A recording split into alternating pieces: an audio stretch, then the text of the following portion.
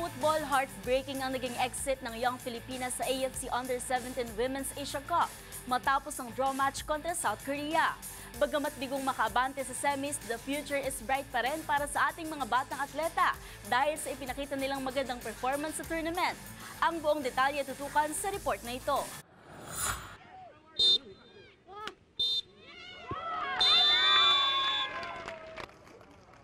Tinapos na ng Young Filipinas ang kanilang kampanya sa AFC Under-17 Women's Asia Cup matapos ang isang draw kontra South Korea sa final stage match. Sa early game, magandang ipinakitang laro ng Nationals with Ariana Marquez getting the goal at 38 minute. Ngunit sa second half at 74th, na-secure ni Byom Yeju ang goal para sa South Korea. Pero maituturing na heartbreaking ang nasabing goal mula sa Soccer dahil ilang sandali lang bago ito, napatumba ni Cassie Perry ang defender nito mula sa Young Filipinas na si Aisel Lincia. Pero bigo ang referee na tawagan nito ng foul at nagpatuloy pa rin ang laro.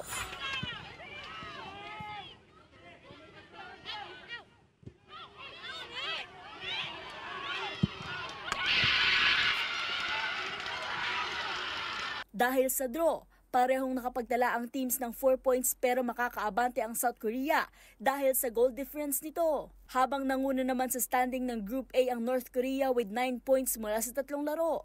Tanging ang top 2 teams ang aabante sa semis at ang top 3 teams naman sa dulo ng tournament ang makakasecure ng spot sa FIFA Under-17 Women's World Cup.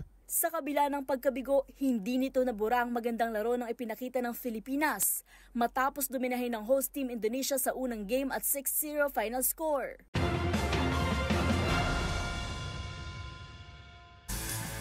At yan ang mga latest updates sa mundo ng sports. Para sa MBC TV Network News, ito si Mili Borja, sama-sama tayo, Pilipino.